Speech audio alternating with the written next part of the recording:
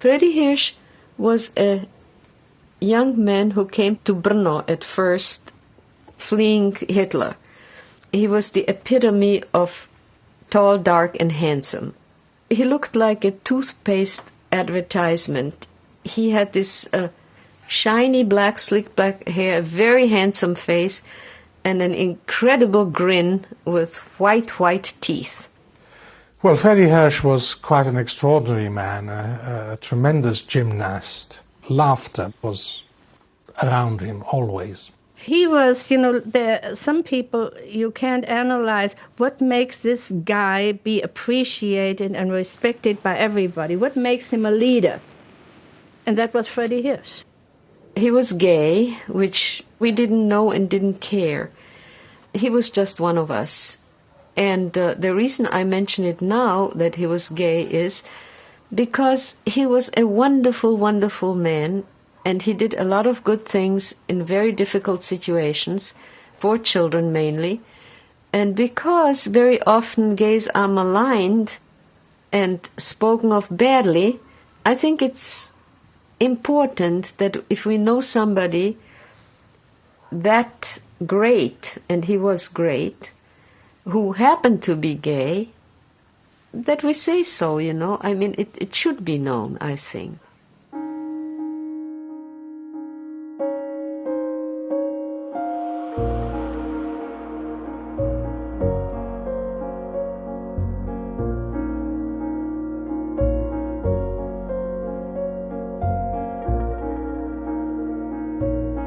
I'm Eric Marcus, and this is Making Gay History, the Nazi Era.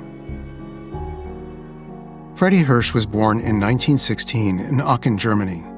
As a teenager, he was a leader in local Jewish youth movements. Fredy fled Nazi Germany in 1935 and moved to Czechoslovakia. He settled in Prague, where he worked for the Zionist youth movement Maccabi Hatzair, organized sports competitions, and helped Jewish teenagers prepare for immigration to Palestine. To tell his story, we're relying on the memories of people who knew him. We begin in 1939, after the Nazis invaded Prague. There were two leaders who shared the national leadership of Maccabi Hatzair, Fredy Hirsch and my brother Helga. And they had to decide who will go to Palestine and who will lead the movement in occupied Czechoslovakia. And they did it by, drawing the matches. They broke a match, and whoever got the broken match stayed. And my brother got he chose the right match. Fredy drew the short stick and stayed behind to lead the youth movement. Czech Jews soon became subject to the same treatment as Jews in Germany. In 1939, fascist forces attacked Jews in synagogues. Jewish doctors, lawyers, and business leaders were banned from working in public institutions. Jewish businesses were seized. Even the Jewish school, after a while, got closed. The only thing the Germans allowed us to do, I'm talking about the youth, the kids, where there was a sport club in Prague, a very famous one. The name is Hagibor. And they allowed that sport stadium to be in the hands of the Jewish community in Prague, and the Jewish kids and even adults were allowed to go there and play sports and exercise and so forth. Fredy Hirsch, he was also the leader put in charge of that sports stadium during the Hitler-occupied time. And so we went there and we played soccer and we had a gorgeous soccer team. He also advocated for us to exercise and to learn discipline and to be physically fit and mentally fit. And that was his way of teaching us, which we hated because we wanted to play soccer and he couldn't stand it. He just exercised and scouting, and discipline and military and marching. But we found out later that it was pretty good for us and that he was doing the right thing.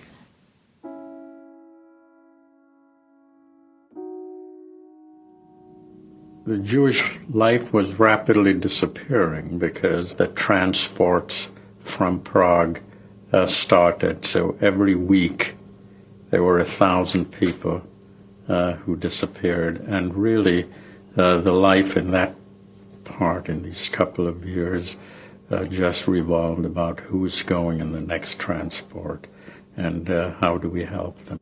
I had been working with a group of young men who were helping the Jews who were put into the transports that went first to Theresienstadt and eventually to Auschwitz. They were allowed 1 or 2 suitcases, and many of them were elderly and couldn't carry that. So we as youngsters went out in the morning usually in a horse-drawn carriage and helped these people with their luggage and took it to the assembly center. And this was organized by Fredy Hirsch.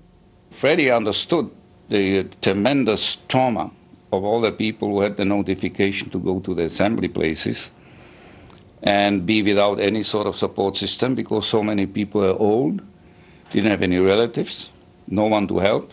So he, under his leadership and with the help of kids like myself, we had special permission from the Gestapo to pick up the people from the places where they were to be deported and help them to go to the assembly center and see to it that they would come there in one piece. Now, while that may not have been viewed in retrospect as a great favor, you see, but on the other hand, we tried to avoid that the Gestapo would come and use force. Fredy himself was deported to the Theresienstadt ghetto in December 1941. The Jewish functionaries who administered the ghetto put him and another man in charge of youth welfare. In the coming months, thousands more Jewish families were imprisoned in Theresienstadt. I was put into a girls' children's home. It was bunk beds in 3 tiers, and girls of approximately the same age together. And I stayed in the girls' home for some time, but I picked up all the illnesses they were. I had everything that was going. What was nice about it, we were taught something about Jewish history, although real teaching was strictly forbidden. But it went in form of stories and dances and so on. Our self-consciousness was increased manifold, and it did raise our hope and our strength. I do remember the leading personality who was always in charge of all youth activity was Fredy Hirsch, who was a German Jew. His Czech was atrocious.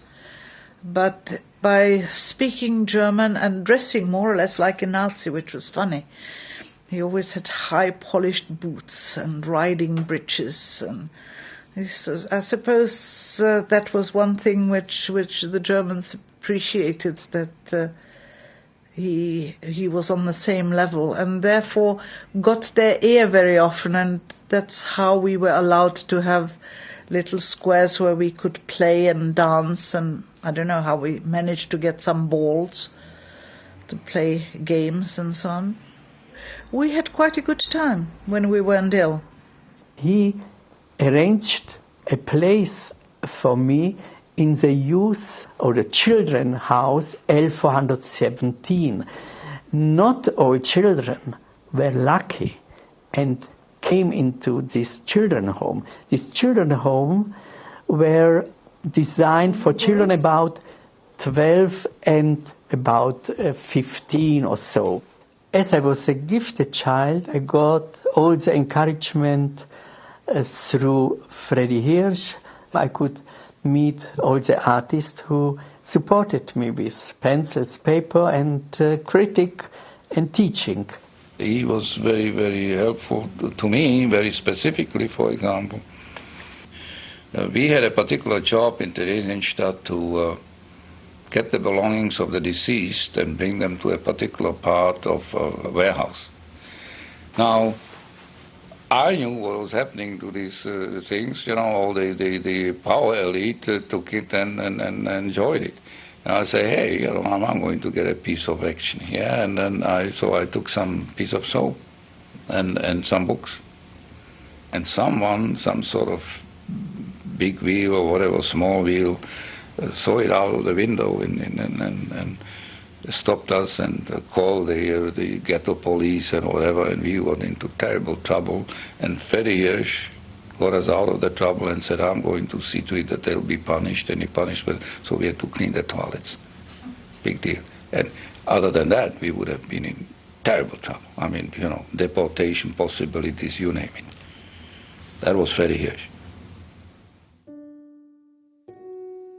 In 1943, the regular transports to Auschwitz started because now people came, the Jews from almost entire occupied Europe came to Theresienstadt, and it was filling up, and it didn't have that capacity.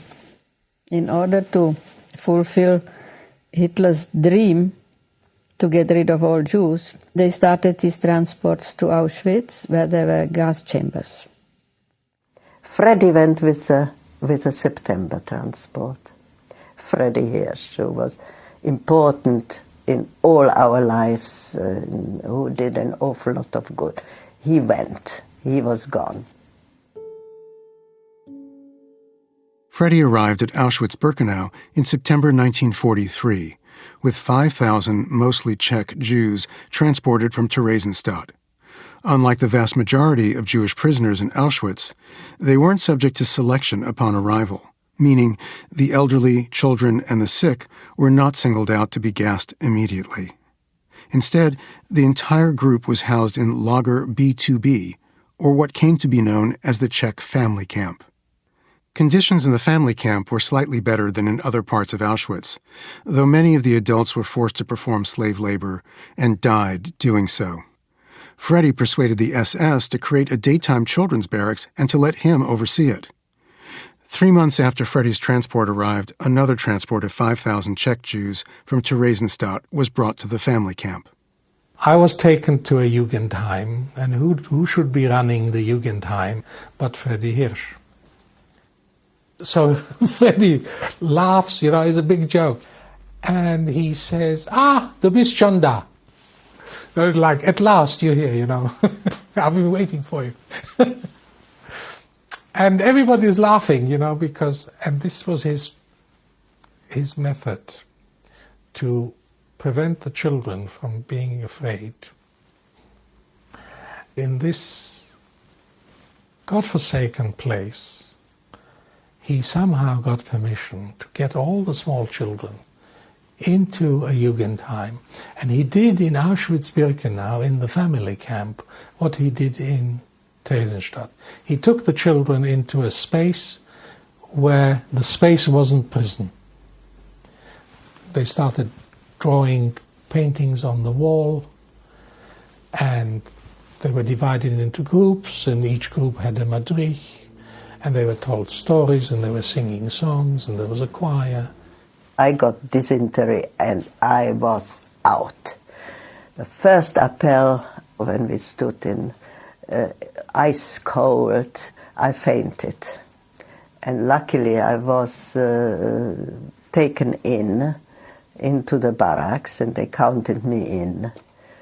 And when I became feeling better, I remember suddenly Fredy Hirsch standing near me, pulling me out and said, "Come on," and taking me to what was a children's barracks, without beds, but lots of tables. And there were children, and I was so relieved, and immediately much better. Very soon after I arrived, I started to work in that children's barrack that Fredy got for the children. Some of them were, I think, 4 years old, 5 years, 7, 10. I don't think they were aware what's actually happening. And I think the allowed age was 16. up to 16. Anybody over 16 was considered an adult, right?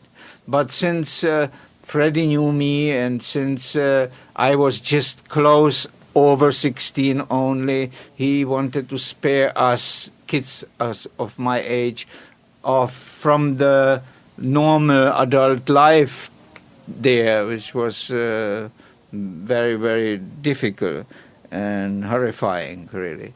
And so he let me work in that children's barrack, although the only thing I did was that I was carrying the barrels with the children's soup at lunchtime back and forth from the kitchen. And the rest of the day I was just joining the kids like everybody else. We were trying to do some singing groups, some theater groups, some reading groups.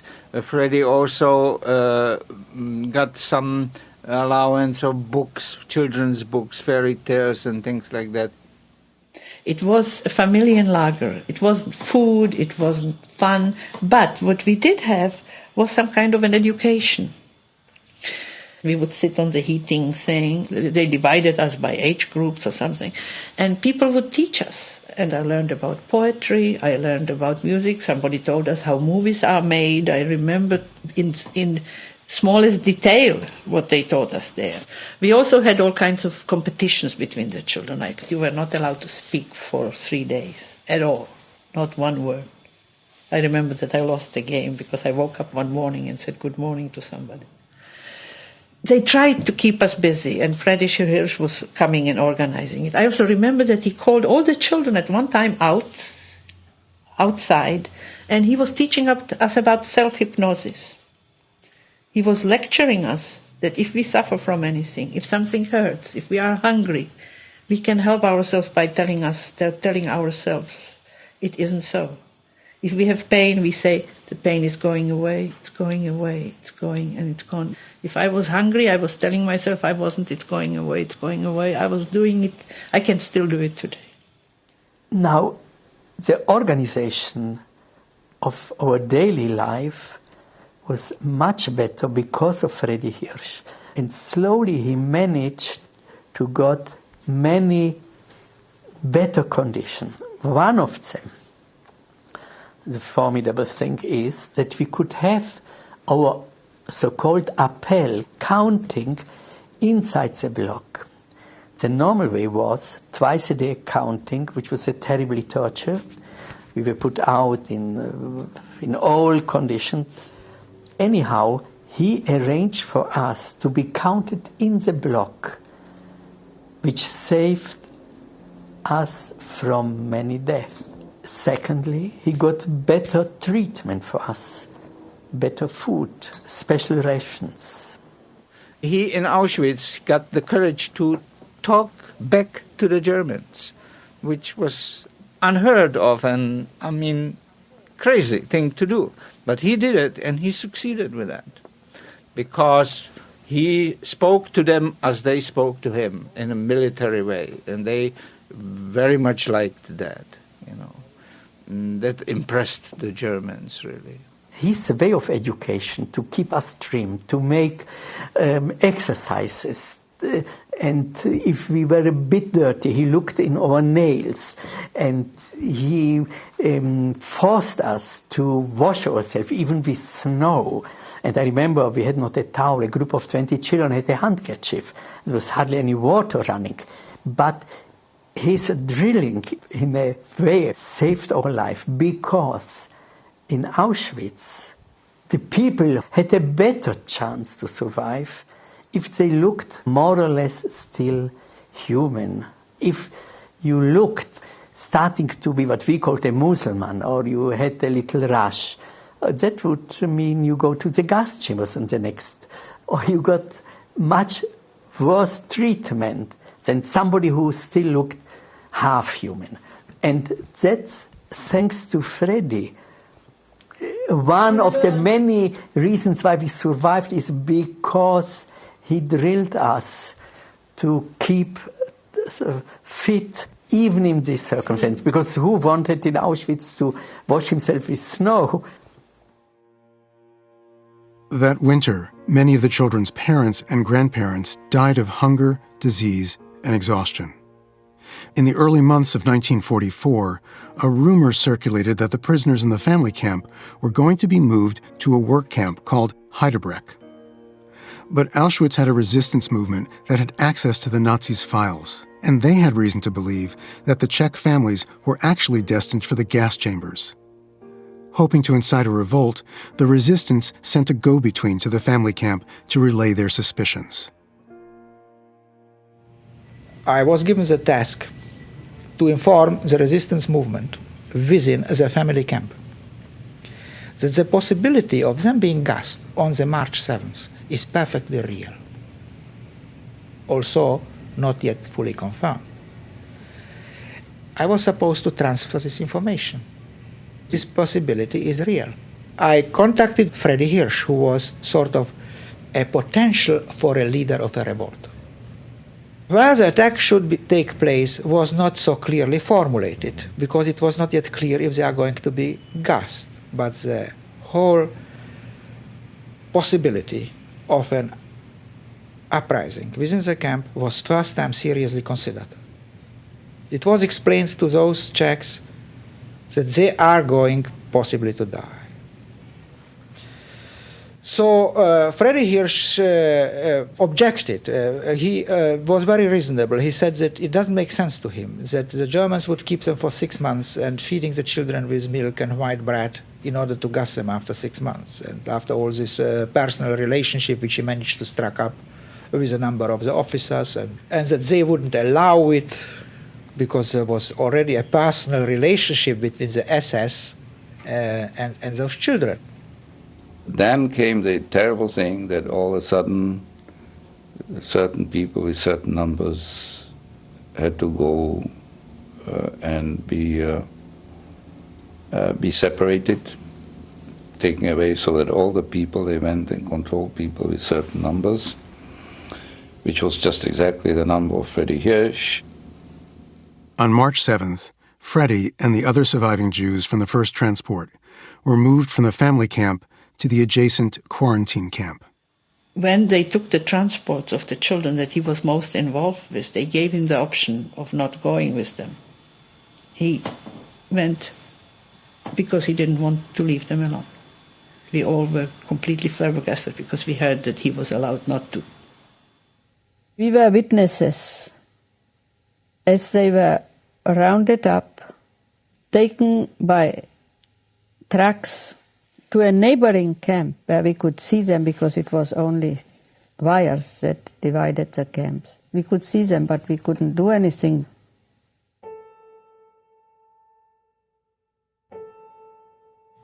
On the next day, I got the message, again from the resistance, that it is sure that they are going to be gassed. That the Sonderkommando already received the call for burning the transport. Everything was organized. I mean, this was not just a disorganized sort of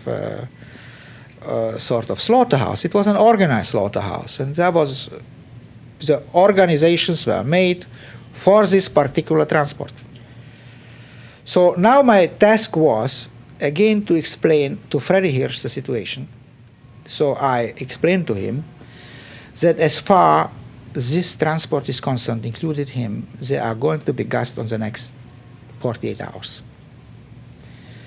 And that the situation being what it is necessary to hit now. This is a chance which never occurred before, to have such an informed group in front of the gas chambers. So he suddenly started to worry. He said, what happens to the children if we start the uprising? Fredy knew when the Familienlager was going to be eliminated. And they went through this terrible agony, whether they should inform everybody and fight back in some way and cause a tremendous disruption, all you could do is cause a disruption because you had machine guns from all corners. I mean, nobody could have any illusion that they could survive. Fredy and some of the other people came to the conclusion that if they would do so, they would cause such bedlam and such fear, and nobody was going to be saved anyway. And the children, instead of going into the gas, not knowing where they were going to be, like hunted animals. So he refused to lead the revolt which was planned, and I do know that there was some kind of resistance was planned, because I remember seeing one man with wire cutters and lots of people getting together talking about possible resistance, but nothing came of it. Shortly after Fredy received confirmation from the resistance that his entire transport would be murdered, he was found in a coma. It's not clear whether he overdosed by accident on tranquilizers, was poisoned by doctors who feared for their own lives if he led a revolt, or whether he tried to kill himself. That same night, the SS carried out its plans. They loaded them up on trucks, and they took them all to the crematorium. By then they, of course, knew what was happening, and they sang. They were singing. They were going to their death singing. One group singing the Czech anthem, one group singing the Hatikva, and the third one the International. They loaded them on trucks, and they disappeared, and we learned that they were gassed. The whole transport was gassed. Or half of our camp. Children, adults, everything. Half were gassed. Fredy and about 3,700 other Jews, including many of the children who'd been in Fredy's care, died on March 8, 1944. In July, the Czech family camp was closed. 4,000 people were put to death. The remaining 3,000 were sent to work camps. Among them were some of the people you heard in this episode: Dina Gottliebova-Babbitt, Michael Honey, Ursula Powell, Renee Tressler, Peter Mahrer, John Steiner, Helga Ederer, Yehudah Bakon, Melitta Stein, Eva Gross, and Chava Ben-Amos. Rudolf Verba was the Auschwitz resistance go-between. In 1996, a group of survivors of Theresienstadt and Auschwitz-Birkenau arranged for a stone plaque to be installed in Fredy's memory in Theresienstadt. They gathered for a ceremony to honor the young man who died in Auschwitz at the age of 28. The plaque reads, "In Memoriam, Fredy Hirsch, gratefully, the children of Theresien, Birkenau, B2B."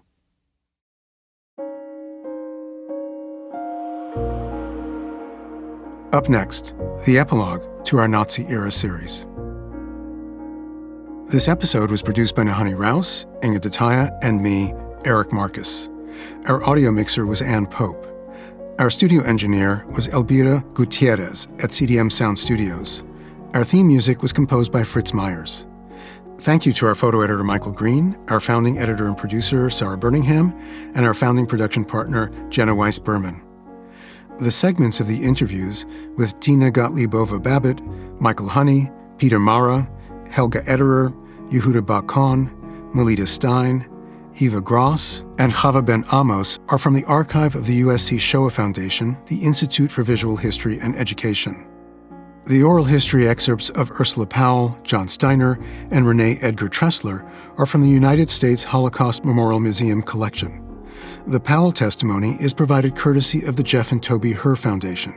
The Steiner testimony is a gift of the Jewish Family and Children's Services of San Francisco, the Peninsula, Marin, and Sonoma counties. The Rudolf Verba audio was drawn from footage created by Claude Lanzmann during the filming of Shoah and was used by permission of the United States Holocaust Memorial Museum and Yad Vashem, the Holocaust Martyrs and Heroes Remembrance Authority in Jerusalem. To learn more about the people and stories featured in our episodes, please visit makinggayhistory.org, where you'll find links to additional information and archival photos, as well as full transcripts. This special series on the experiences of LGBTQ people during the rise of the Nazi regime, World War II, and the Holocaust is a production of Making Gay History in partnership with the Fortunoff Video Archive for Holocaust Testimonies at Yale University. I'm Eric Marcus. Until next time.